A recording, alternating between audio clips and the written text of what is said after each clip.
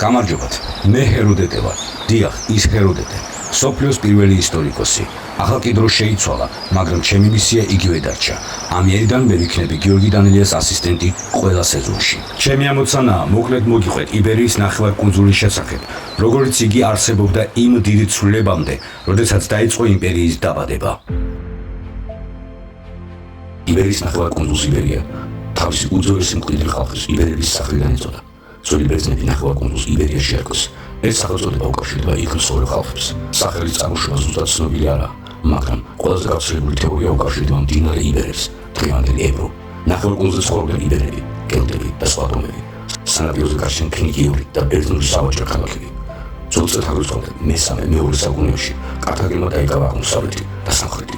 შემდეგ პუნიკური ომების ნახევარკუნძული გადაეცა რომს. რომის მმართველობა აქ გრძელდება ჩვენს წელთაღრიცხვამდე მეორე და ახალ აღრიცხვამდე მეხუთე საუკუნეებში. ნახევარკუნძული გახდა რომის პროვინცია, ჰისპანია. აქ გავრცელდა ლათინური ენა, ქალაქები, გზები, ქრისტიანობა, ძლიერი რომანიზაცია. მეხუთე საუკუნეებში აქ უკვე ვესტგოთები ბატონობდნენ. რომის დაცემის შემდეგ შეიქმნა ვესტგოთი და სამეფო ცენტრი ტოლედო. ქრისტიანობა გაძლიერდა, შედგა კანონები, ლექს ვიზგოტოვი. ვესტგოთებს მე-15 საუკუნეებში შეცვლიან არაბები. 11 წელს არაბები და ბერბერები იპყრობენ ნახევარკუნძულის უმეტეს ნაწილს. იქნება ალ-ანდალუსი, ერთ-ერთი მთავარი კულტურული ცენტრი შუა საუკუნეებში. აქ მუსლიმური ბატონობა აყვავებს მეცნიერებას, ხელოვნებას, ვაჭრობას. დაფუძნდება ევროპაში ერთ-ერთი უდიდესი ქალაქი კორდობა. რეკონკვისტა, ანუ ქრისტიანთა უკანა დაპყრობა, გრძელდება მე-11 საუკუნეების განმავლობაში. ჩრდილოეთში იქნება ქრისტიანული სამეფოები: ასტურია, ლეონი, ნავარა, კასტილია, არაგონი, პორტუგალია. 1912 წელი გადამწყვეტი ბრძოლა ქრისტიანთა დიდი გამარჯვებით სრულდება. გიორგი, მისია შესრულებულია. ბურთი და მოედანი შენია. 3, 2, 1.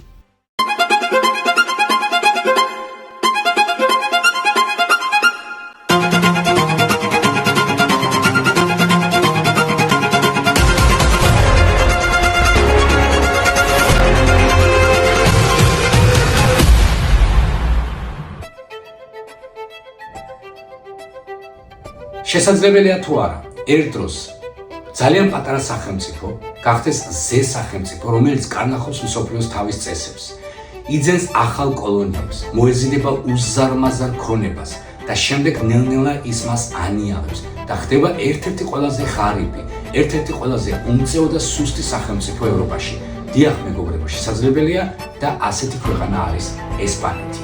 ჩვენ დღეს ვისაუბრებთ ესპანეთზე, მე ვარ გიორგი დანელია და პირველ ნაწილში ჩვენ განვიხილავთ თუ როგორ მოხდა ესპანეთის აღზევება როგორც იმპერიის და თუ როგორ დაეცა ის.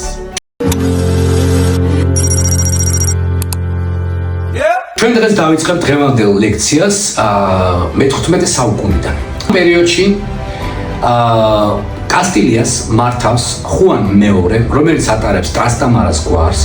მას ყავდა 3 მეუღლე, თუმცა ერთ-ერთმა მათგანმა ვერ შეძლო მემკვიდრის გაჩენა და მას ყავს უფროსი ვაჟიშვილი, რომელსაც ჰქვია ენრიკე, მას ყავს ასევე იზაბელი და ყავს ალფონსო. სწორედ ენრიკე გახდება კასტილიის მეფე, მას დაერქმევა ენრიკე მეოთხე და მის ნახევარ დაძმას ენრიკე მეოთხე განდევნის, შეიძლება ითქვას განდევნის, ან უფრო სწორად მეთვალყურეობის ქვეშ ეყოლება სეგოვიას ერთ-ერთ სასახლეში, სადაც მათ მეთვალყურეობას ადევნებენ მისი სამხედროები. ისინი ცხოვრობენ ყოველთვის შიში, ორივე დაძმა იზრდებიან ძალიან რელიგიურად და ხდება ისე, რომ ენრიკე მეოთხეს შეარქმევენ ენრიკე მეოთხე უძლურს. რატომ უძლურს? არის ვარაუდი და მე მგონი დღესდღეობით ეს უკვე არის დამტკიცებული, რომ ის იყო, შესაძლებელია ის იყო ჰომოსექსუალი, რადგან ის ძალიან მეგობრობდა ერთ-ერთ სამეფო კარის თანამდებობის პირთან, ხუან პაჩეკოსთან და ძალიან ახლო ურთიერთობაში იყო და თავადაზნაურებს ეს ძალიან აწუხებდათ. ამიტომ მოითხოვდნენ მისგან, რომ ის დაქორწინებულიყო, გაერჩინა მემკვიდრე. ზოგადად ძალიან მნიშვნელოვანი იყო, რომ ტახტის მემკვიდრე ყოფილიყო პირდაპირი ხაზის და არ ყოფილიყო დაუშვათ მეფის ძმა, მეფის და ანუ უფრო სასურველი იყო, ეს ყოფილიყო მისი შვილი. მოკლედ მას მოაყვანებენ ცოლს, ის ცოლად შეირთავს ბლანკა ნავარას, რომელიც რამოდენიმე წლის შემდეგ რომის პაპს მიმართავს თხოვნით, რომ გაანულოს, ანულირება მოახდინეს მათი ქორწინების, თუმცა ასე მარტივად არ ხდება, სამეფო ოჯახების ქორწინების გაუქმება ხდებოდა მხოლოდ რომის პაპის თანხმობის მიხედვით. და ასევე მას უნდა დაემტკიცებინა, მას უნდა მოიყვანა სწორი არგუმენტი, თუ რატომ იყო ეს საჭირო. მან რომის პაპთან მივიდა, რომის პაპმა უთხრა, რომ მოკლედ ჯერ უნდა დამიმტკიცო და ამიხსენი რა ხდება, შეამოწმეს ბლანკა ნავარა და დიახ, მეგობრებო, აღმოჩნდა, რომ ის იყო ქალიშვილი. მიუხედავად იმისა, რომ რამოდენიმე წელი ისინი იყვნენ ქორწინებაში, როგორც ჩანს, ენრიკე მეოთხე არ ასრულებდა ქმრის მოვალეობას. რომის პაპი დაეთანხმა ამ ქორწინების გაუქმებას და ამას მოყვა უკვე დიდგვაროვნების და თავადაზნაურების ძალიან დიდი აღშფოთება და მხელვარება. მათ მოითხოვეს, რომ ის მეორეჯერ დაქორწინებულიყო, იქ მეორეჯერ მაინც გამოსულიყო რამე და დააქორწინეს პორტუგალიის მეფის დის შვილზე ჟუანაზე. ჟუანასთან რამოდენიმე წელი იცხოვრა ერთად, თუმცა აქაც არ გაჩნდა არავითარი მემკვიდრე და შემდეგ ეს ქალბატონი ფეხმძიმდება, ის აჩენს გოგონას, სახელად ხუანას და შემდეგ უკვე აღმოჩნდება და დადის ხმები, რომ ეს ხუანა არ არის მისი შვილი, რომ მას ყავდა საყვარელი და მოკლედ ხმები ძალიან ახლოს მიდის ამ მეფესთან, ის ძალიან ბრაზდება ხოლმე და უშვებს თავის, ასე ვთქვათ, არაკანონიერ შვილს და მეუღლეს კასტილიიდან ძალიან შორს. შემდეგ უფრო და უფრო იმატებს ხელვარება სამეფოში. გვაროვნები, მთავარაზნაურები მოითხოვენ, რომ ყავდეთ პირდაპირ მემკვიდრე, არ უნდათ ეს ენრიკე. და აცხადებენ მის ნახევარ-ძმას ალფონსოს ტახტის მემკვიდრედ. თუმცა რამოდენიმე წელიწადში გაურკვეველ მდგომარეობაში ალფონსო კვდება, ამბობენ, რომ ის მოწამლეს. ამის შემდეგ დიდგვაროვნები მიაკითხავენ იზაბელს, რომელიც იმყოფება სეგოვიაში და სთხოვენ, რომ მან თავი გამოაცხადოს კასტილიის მეფედ, რომ ის გამოვიდეს ძმის წინააღმდეგ. თუმცა, მიუხედავად იმისა, რომ იზაბელი იყო ძალიან შეშინებული, შეიძლება ამასაც დავაბრალოთ ეს პასუხი, რაც მან გასცა ამ დიდგვაროვნებს, ის ასევე იყო ძალიან მოწმული ქრისტიანი და კათოლიკე. მან დიდგვაროვნები გაუშვა უარით, განაცხადა, რომ მე ჩემი ძმის წინააღმდეგ არ წავალ.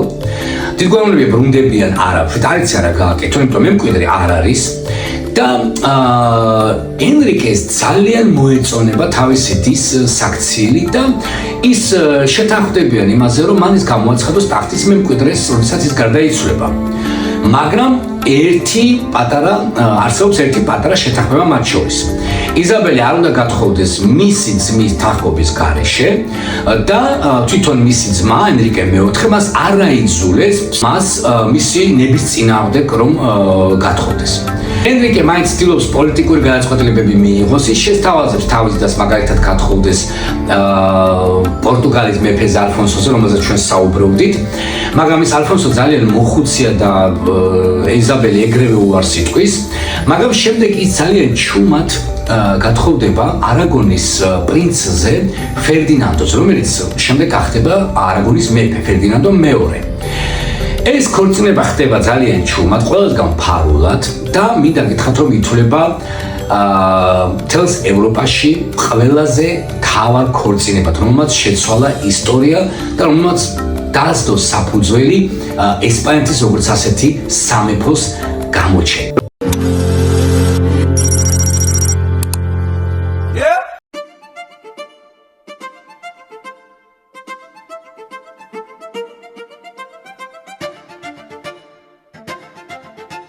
როდესაც ენრიკე მეოთხე გაიგებს ამ ქორწინების შესახებ, ის ძალიან განრისხდება და ისევ თავის უკანონო შვილს ხუანას გამოაცხადებს მემკვიდრედ. თუმცა, რამდენიმე წელიწადში ენრიკე გარდაიცვლება, ხუანას რა თქმა უნდა ტახტთან არავინ არ მიუშვებს, ის მიდის პორტუგალიაში, თხოვდება თავის ბიძაზე, ალფონსო მეხუთეზე, ალფონსო მეხუთე აფრიკელი, ასე ეძახდნენ მას, და ალფონსო მეხუთე შეირთო იმიტომ, რომ რა თქმა უნდა მას თვალი უჭირავს, თვალი ადევს კასტილიაზე. და თითქოს ამით მერე დაიცავს თავისი მეუღლის უფლებებს, როგორც ტახტის მემკვიდრე. მაგრამ მას არაფერი არ გამოუვა. იზაბელი პირველი ხდება კასტილიის მეფე ამ დროს უკვე ფერდინანდოც უკვე ხდება არაგონის მეფე. ისინი იწყებენ ერთად აი ამ ორი სამეფოს მართვას, თუმცა ძალიან ერთმანეთის სამეფოებში არ ერევიან. ანუ შენ მიხედავ შენ სამეფოს, მე მივხედავ ჩემ სამეფოს. ალფონსო მეხუთე პორტუგალის მეფე ცდილობს რომ დაიცვას მისი მეუღლის უფლებები, ცდილობს როგორმე შეიჭრას ესპანეთში, მაგრამ არაფერი არ გამოსდის და მოგეთ რამოდენიმე წელიწადი გრძელდება ეს დავა მათ შორის, კასტილიასა და პორტუგალიას შორის, ხდება უკვე ალფონსო რომ არაფერი არ გამოსდის, მას გაუცივდება ურთიერთობა თავის მეუღლესთან უეცრად, გაახსენდება რომ ის არის მისი დიშვილი და მოხდება ამ ქორწინების ანულირება. ხუანა დარჩება პორტუგალიაში მონასტერში და ის იმდენად გულნატკენია, იმდენად ნაწყენია, რომ აი ყველა დოკუმენტს ან ყველა წერილს ბოლოში ყოველთვის ისევ და ისევ აწერდა იოლა რეინა აწერდა, ესე მე დედოფალი.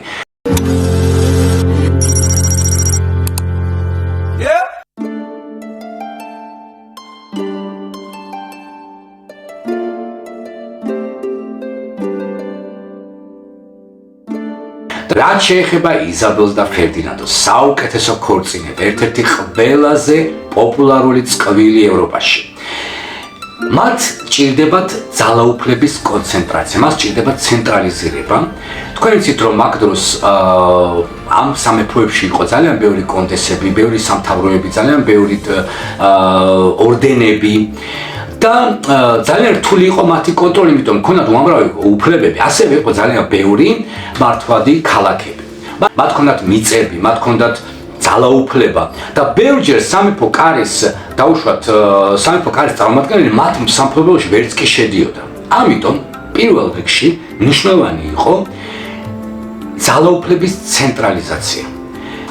ამის გამო მათ შექმნეს ასე ვთქვათ, პირველი პოლიცია ესპანეთში, რომელსაც დაარქვეს წმინდა ერმანადას, ანუ სანტო ერმანადას, ანუ წმინდა საძმო, რომლებიც აკონტროლებდნენ მთელ ამ ორ სამეფოში, აკონტროლებდნენ წესრიგს, ასევე დაძლებდნენ, რა თქმა უნდა, ურწმუნოებს, არაკათოლიკეებს.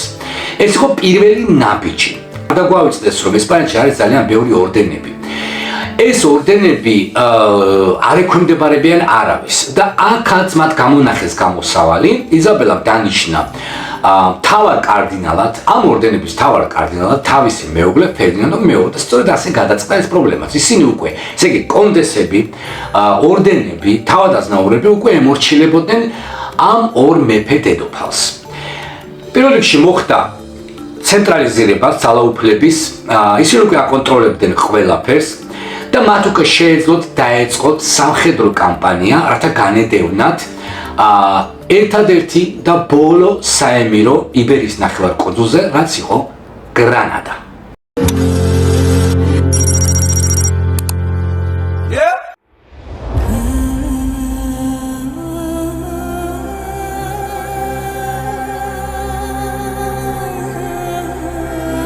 გრანადას მართავს აბუ ხასანი, რომელსაც ყავს ბევრი მეუღლე, როგორც ეს არის მიღებული არაბებში და მუსულმანებში, და მის უფროს მეუღლეს ყავს ვაჟი აბუ აბდილი. აიშა არის ძალიან რთული, მკაცრი და ხისტი ქალი. ის ხვდება რომ მას ყავს ბევრი კონკურენტი, იმიტომ რომ მას ყავდა ბევრი მეუღლეები აბუ ხასანს და ბევრი შვილები ასევე რა თქმა უნდა შესაბამისად და ის იწყებს ბრძოლას. ის აქეზებს თავის შვილს მამის წინააღმდეგ. მოხდა ის საქმე იქამდეც კი მივიდა რომ აბუ ხასანმა დედაშვილი გამოკეტა ერთ-ერთ ციხეში. შემდეგ ის გაანთავისუფლეს, იქ ანუ ბევრჯერ იცვლება მდგომარეობა. ხდება ბუნტი. შემდეგ აბუ ხასანი კვდება და რა თქმა უნდა აიშა მის დაუთმობდა, მისი შვილი აბუ აბდილი ხდება ამ შემთხვევაში უკვე ბოლო და უკანასკნელი ემირი იბერიის ნახევარკუნძულზე, გრანადისა. სინამდვილეში გითხრათ, აბუ აბდილი ვერ იყო ძალიან მკაცრი და ძლიერი, ვერ მართავდა, სუსტი მართველი იყო. ის უფრო ერთობოდა, იყო ძალიან დიდი სიმდიდრე თავმოყრილი გრანადაში.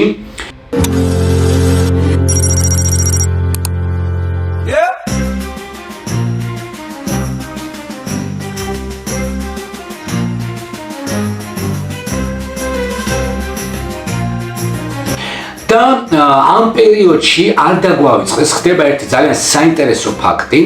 იზაბელა აფინანსებს კრისტოფერ კოლუმბოს, რომელიც 3 გემით გადის ოკეანეში, რათა აღმოაჩინოს ახალი მიწები და დიახ, ჩვენ უკვე ვიცით, რომ მან აღმოაჩინა ამერიკის კონტინენტი, სადაც უკვე იყვნენ აზტეკების და ინკების სამეფოები და ხდება ამ ტერიტორიების დიდი ნაწილის კოლონიზაცია. მოეზიდებიან უზარმაზარ ოქრო ვერცხლს, იმდენად ბევრ ოქრო ვერცხლს, რომ იზაბელას და ფერდინანდოს შეუძლიათ დააფინანსონ ნებისმიერი სამხედრო კამპანია.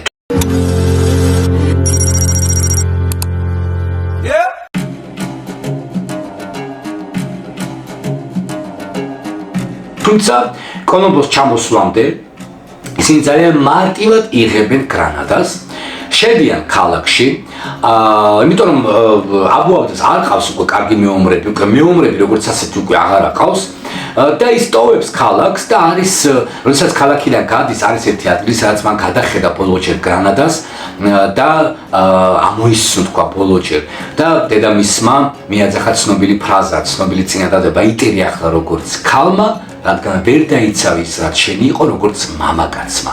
და არის გრანადას გასასვლელში ასეთი ტრაფარეტი, სადაც რომელსაც ქვია მორმორის ბოლო ამოსუ, თქვა ისინი მორმურებს ეძახდნენ მუსულმანებს. იდეა იყო ესეთი, რომ იზაბელი შევიდოდა ქალაქში, იზაბელი და ფერდინანდო, აბუაბდილი მას ემთხვეოდა ხელზე, თუმცა რა თქმა უნდა, აიშა ამას არ დაუშვებდა, აიშამ თქვა, რომ ეს არ მოხდება, გასაგებს ჩავაბარებ, მაგრამ ჩემი შვილი იზაბელს ხელზე არ ემთხვევა. ისინი მიდიან მაროკოში, იქ თითქმის ფაქტობრივად იკარგება მათი კვალი, არავინ არ იცის ის დაიღუპა მაროკოში თუ რომელიმე სხვა ბრძოლაში. ამის შემდეგ, რა თქმა უნდა, აბუაბდილს იბერიის ნახევარკუნძულთან, ესპანეთთან, კასტილიასთან არავითარი კავშირი აღარ ჰქონდა. სხვათა შორის არსებობს ასეთი მონასტერი სან ხუან დე რეიე, სადაც არის ჩამოკიდებული უზარმაზარი ჯაჭვები, რაც იმის სიმბოლოა, რომ ქრისტიანები განთავისუფლდნენ არაბებისგან.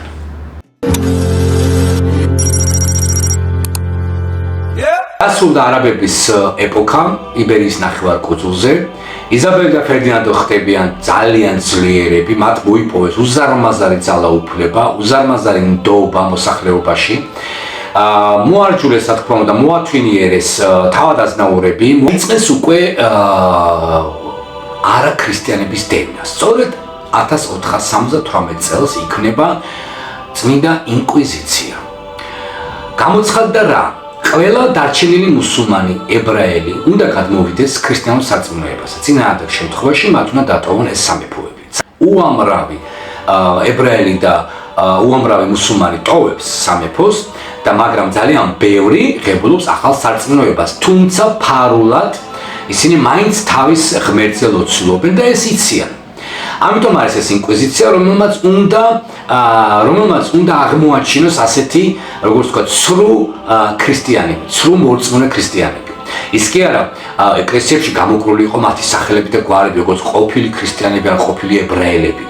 ძალიან რთული პერიოდი დაუდგათ მუსულმანებს და ებრაელებს, მიდიოდა მათი დევნა, ინკვიზიცია, ყველა კანკალებს ინკვიზიციის წინაშე, მნიშვნელობა არ აქვს, ვინ ხარ, ყველა წინაშე ინკვიზიცია არის მართალი. იწყება გადინება ქვეყნიდან მუსულმანების და ებრაელების, თუმცა ეს ეკონომიკას მაინც დაარტყამს, რატომ? იმიტომ რომ ებრაელები არიან კარგი ვაჭრები, მათ ჰქონდათ სავაჭრო ურთიერთობები სხვა ქვეყნებთან, მაგრამ წავიდნენ, ჩვენ რა, ჩვენთვის ამით არაფერი არ იცვლება, ფიქრობენ ისინი, რადგან უკვე კოლონიები აქვთ, თქვენ იცით რომ კოლონიამ უკვე აღმოაჩინა უზარმაზარი კოლონიები, მიწები, მოდის ოქრო და ვერცხლი, მათ შეუძლიათ თავის მისცეს ყველაფრის უფლება, დაბრუნებული აქვთ ტერიტორიები, ცენტრალიზება მოხდა თავიანთი ძალაუფლების, ყველა მათ ემორჩილება, მოკლედ სათაყვანო და ნომერ პირველი წვლილია მთელს ევროპაში. სწორედ ფერდინანდო და იზაბელის წყალობით შეიქმნა გაერთიანდა, თითქმის გაერთიანდა კასტილია და არაგონი და სწორედ მე მიმაჩნია, რომ ესპანეთის, როგორც ასეთი ესპანეთის დაბადება სწორედ ამ პერიოდიდან იწყება.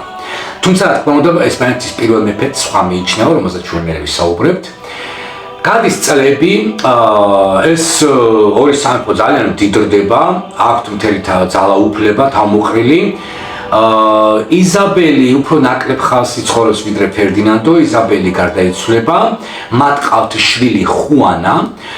ფერდინანდოს აქვს მცდელობა, რომ კასტილია ჩაიგდოს ხელში და დარჩეს კასტილიის მეფე, თუმცა ადგილობრივები უნებიან მოდი შენს არაგონში წადი და მიხედე შენს სამეფოს, რადგან თქვენ ყავთ მემკვიდრე, იზაბელს ყავს მემკვიდრე ხუანა, კასტილიის მეფე ხდება ხუანა პირველი შეშლილი. რატომ შეშლილი? ეხლა ვისაუბრებთ ამაზე. ხუანა პირველი გაათხოვეს ფილიპე, რომელიც არის, აი აქ ყურადღებით უნდა ვიყოთ, რომელიც არის რომის საღვთო იმპერიის იმპერატორის და ასევე გერმანიის მეფის შვილი, მაქსიმილიანო მეორის შვილი ფილიპე. ფილიპე ხუანასთან ერთად მართავს კასტილიის სამეფოს, თუმცა ფილიპე 2 წელიწადში გარდაიცვალა. ესეც როგორც ჩანს არის ფერდინანდოს ჩადენილი. ხუანას აქვს ძალიან დიდი დეპრესია, ის მას ძალიან უჭირს თავისი მეუღლის გარდაცვალების გადატანა და დაატარებს მის კუბოს სარეცელს მთელი ქვეყნის მასშტაბით. და სხვადასხვა არ აკარებდა ქალებს და ერთხელ მოხდა ისე რომ დააღამდა და შემოხვდათ ერთი მონასტერი. როდესაც გაიგო რომ ეს იყო ქალთა მონასტერი, მან ეგრევე უარი განაცხადა და მათგან აკრძეს გზა. მამამისმა, რომელიც მეფობს არაგონში, შერაცხა ის გიჟად. ამბობენ რომ ის არ იყო გიჟი, უბრალოდ იყო ძალიან დამწუხრებული და მიიღო ფსიქოლოგიური დარტყმა თავისი მეუღლის გარდაცვალების გამო. და ჩამოართმევს ხუანას სამეფო ტახტს, ის რამდენიმე წელი იქნება ასევე კასტილიის მეფე. ხუანას გამოკეტავენ ერთ-ერთ ციხესიმაგრეში, ის გაატარებს სიცოცხლის ბოლომდე, სხვადასხვა ერთადერთი მონარქია არალეგიტიმური, რომელმაც ძალიან დიდხანს იცოცხლა. შემდეგ ფერდინანდო კვდება და ტახტის მემკვიდრედ გამოაცხადებენ კარლოს პირველს, ესპანეთის მეფეს. ეს იქნება უკვე ჩვენი პირველი მეფე ესპანეთში, გაერთიანებული სამეფოს პირველი მეფე, კარლოს პირველი. შემდეგ ის გახდება კარლოს მეხუთე, თუ რატომ, ამას უკვე შემდეგ სერიაში გავიგებთ. დიდი მადლობა ყურადღებისთვის, შევხვდებით შემდეგ გადაცემაში.